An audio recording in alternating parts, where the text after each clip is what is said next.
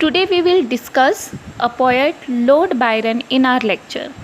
Lord Byron age of romanticism के एक बहुत ही फेमस पोएट हैं। हालांकि ये जो पोएट हैं ये स्टार्टिंग में अपने पोइट्री राइटिंग के स्टार्टिंग करियर में बिल्कुल भी फेमस नहीं थे, लेकिन जब उन्होंने अपनी एक फेमस पोएम लिखी जिसका नाम था child Harold's pilgrimage, this poem was written in 1809। तो इस पोएम की राइटिंग के साथ, इस पोएम के पब्लिकेशन के साथ ही सडनली जो लॉर्ड बायरन की हम कहेंगे रेपुटेशन थी वो एकदम से इंक्रीज़ हो जाती है। और लॉर्ड बायरन ने खुद ही कहा कि I awoke one morning and found myself famous. तो हम अंदाज़ा लगा सकते हैं कि इस पोएम के पब्लिकेशन के बाद लॉर्ड बायरन कितने ज़्यादा फेमस हो गए होंगे। तो चलिए स्टार्ट करते हैं लॉर्ड बायरन के लाइफ को और लॉर्ड बायरन के वर्क्स को अपने इस लेक्चर में। तो लॉर्ड बायरन का बर्थ हुआ था 1788 में लंदन में। 1788 के नेक्स्ट ईयर ही फ्रेंच रिवॉल्यूशन का टाइम था, जो कि हम कह सकते हैं कि फ्रेंच रिवॉल्यूशन 1789 में हुई थी और लॉर्ड बायरन का बर्थ 1788 में हुआ था। इस तरह से आप इन्हें कंबाइन करके याद कर सकते हैं।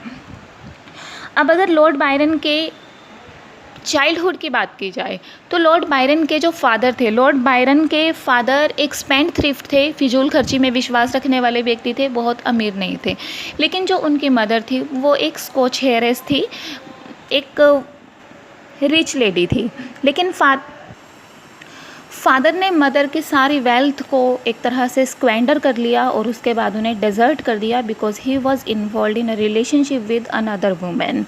अब लॉर्ड बायरन की मदर यानी कैथरीन ने लॉर्ड बायरन को अकेले ही पाला पोसा, और जब उन्होंने लॉर्ड बायरन को ब्रॉटअप किया, she brought up him with mixed nature, mixed emotions हम कहेंगे। उन्होंने लॉर्ड बायरन की लाइफ को सींच दिया अपने मिक्स्ड इमोशंस से।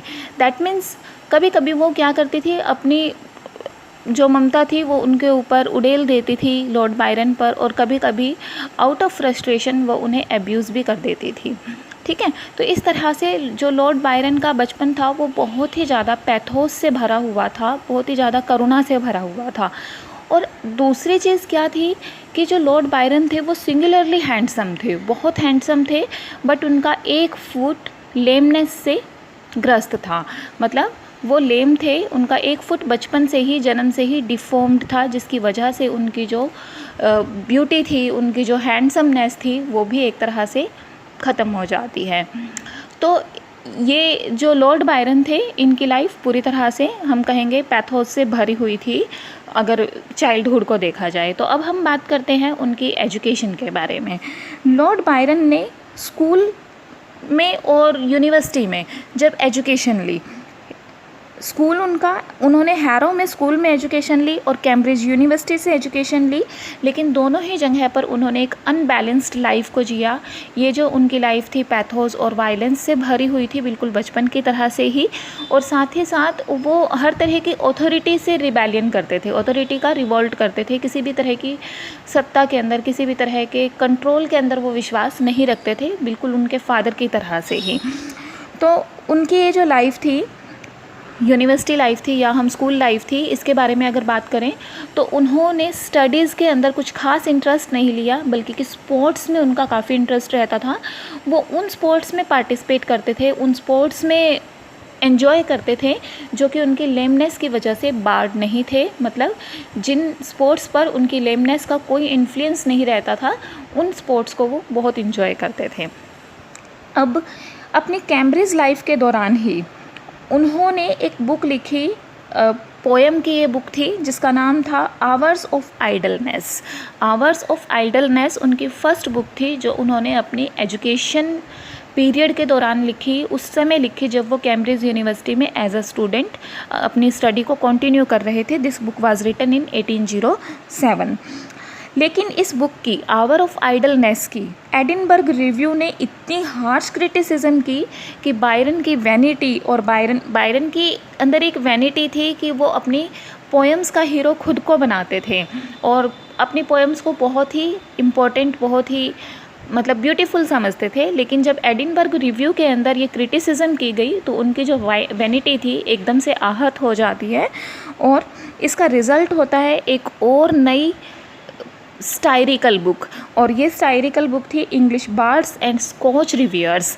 दैट मीन्स पहले उन्होंने लिखी आवर्स ऑफ आइडलनेस इन 1807, लेकिन इस बुक की, इस पोइट्री बुक की बहुत ही ज़्यादा क्रिटिसिज्म की एडिनबर्ग रिव्यू ने।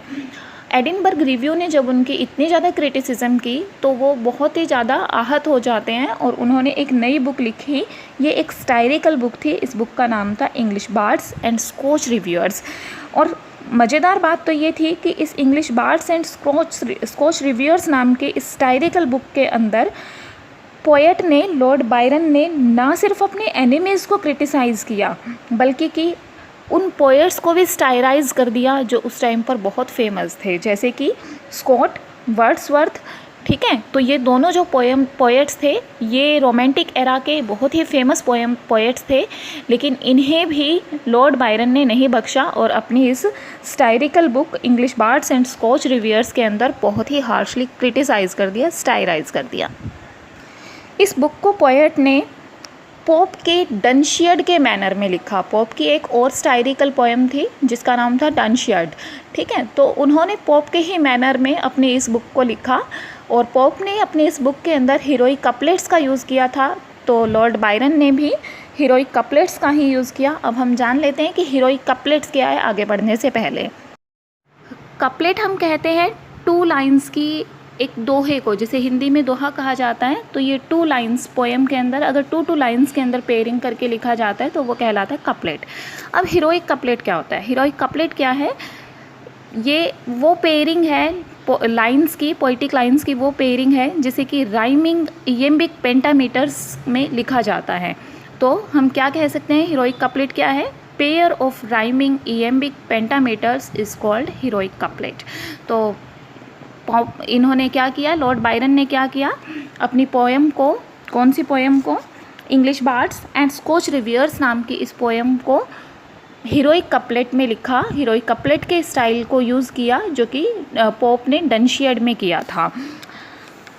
लॉर्ड बायरन को जॉर्ज गॉर्डन के नाम से भी जाना जाता है। एक्चुअल में इनका पहला नाम जॉर्ज गॉर्डन ही था, लेकिन इन्हें बाद में जब बायरनिकल टाइटल दिया गया तो उसकी वजह से इन्हें लॉर्ड बायरन या इनके अंकल के नाम पर, इन्हें जिनकी डेथ पर इन्हें न्यूस्टेड एबी का हेयर बनाया गया था, वारिस बनाया गया था, उनके नाम पर इन्होंने क्या किया, ये टाइटल गेन कर लिया और इन्हें बाद में लॉर्ड बायरन के नाम से जाना जाने लगा। लॉर्ड बायरन ने एज ऑफ रोमेंटिसिज्म में फेमस हुए जो मास्टर ऑफ रोमांसेस थे उनके स्टाइल को डिनाउंस किया और उन्होंने पोप और ड्राइडन के द्वारा अपनाए गए आर्टिफिशियल स्टैंडर्ड्स को अपनी पोइट्री के लिए एक्सेप्ट किया। उनकी 2 फेवरेट बुक्स थी, जिनमें से फर्स्ट थी ओल्ड टेस्टामेंट और सेकंड थी volume of pops poetry. Lord Byron ने 1809 में, जब वो 29 ईयर्स एज के थे, एक टूर स्टार्ट किया जो कि यूरोप से ओरिएंट तक का था। यूरोप तो आपको पता ही है, ओरिएंट क्या होता है? पूर्वी एशियाई देशों के लिए एक वर्ड यूज़ किया गया है ओरिएंट, और पश्चिमी देशों के लिए ऑक्सीडेंट वर्ड यूज़ किया गया है।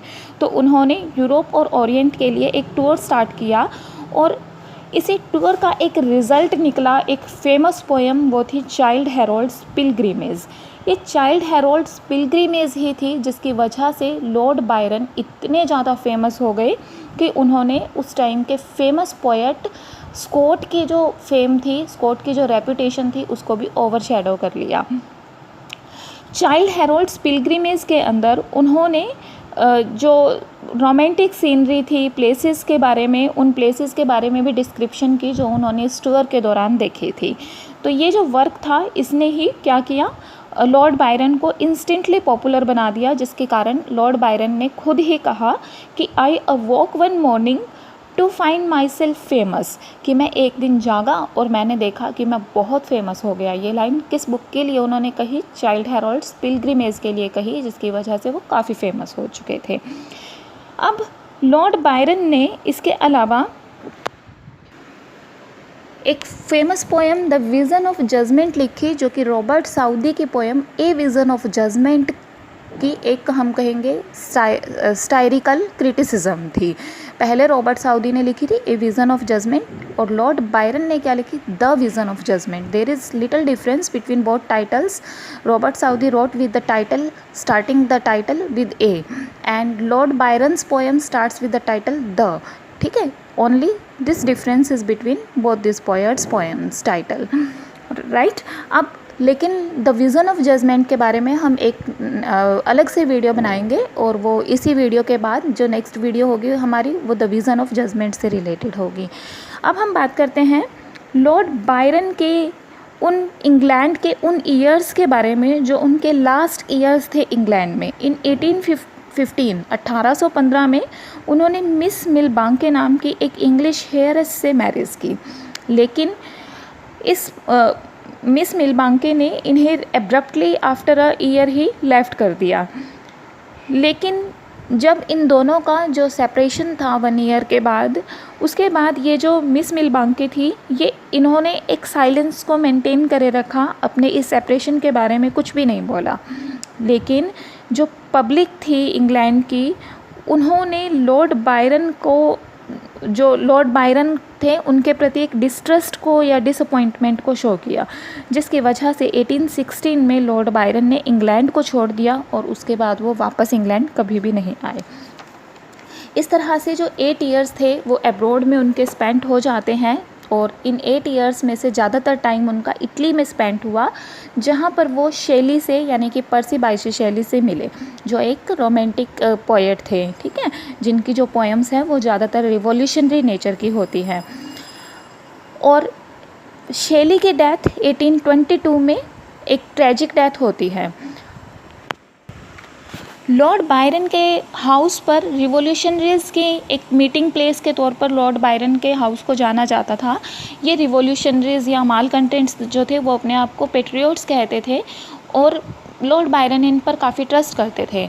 बट ट्रस्ट तो ये करते थे और साथ ही साथ अपनी बहुत सारी मनी जेनरसली इनके ऊपर स्पेंड भी कर देते थे, इनसे शेयर कर लेते थे। During this exile period, Lord Byron wrote many other famous works also, like The Prisoner of Chillon and 2 dramas, Cain and Manfred. And other than these 2 dramas, Don Juan is also a famous work belonging to this period. अगर हम बात करें Manfred and केन की, तो जो Manfred नाम का drama है वो एक क्यूरियस ड्रामा है जो कि फोस्ट की पैरोडी है, फोस्ट की अनकॉन्शियस पैरोडी है। इसी तरह से केन नाम का जो ड्रामा है वो पैराडाइज लॉस्ट की पैरोडी करता है, जो कि जॉन मिल्टन के द्वारा लिखा गया था।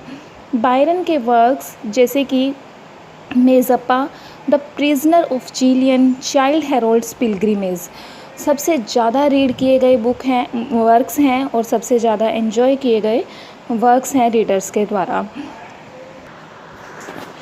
कैरेक्टर्स जैसे कि Cain, Manfred, the Corsair, the Giaour, Childe Harold and Don Juan, ये सारे के सारे कैरेक्टर्स लॉर्ड बायरन की खुद की ही रिपीटेशन है, खुद अपने आप को ही इसने इन कैरेक्टर्स के तौर पर कैरेक्टर्स के फॉर्म में दिखाया है, अपने आप के बारे में ही यहाँ पर लिखा है उन्होंने।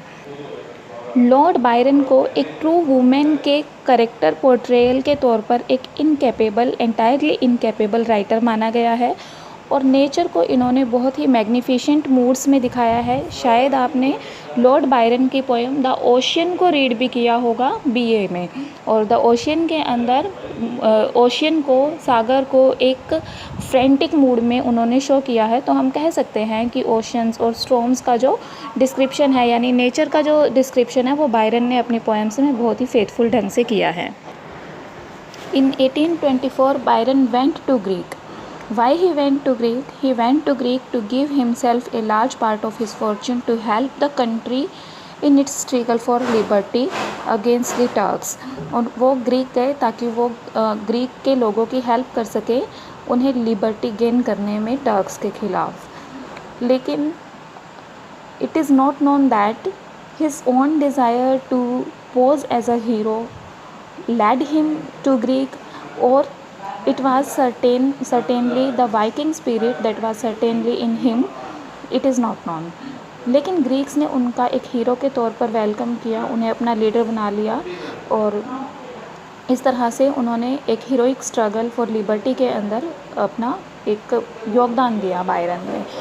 लेकिन 1824 में बायरन फीवर से उनकी डेथ हो गई और उन्होंने अपनी डेथ से कुछ मंथ्स पहले 36th बर्थडे पर एक कुछ लाइंस लिखी थी पोएम की, जो उनकी डिसअपॉइंटिंग लाइफ को डिस्क्राइब करती है।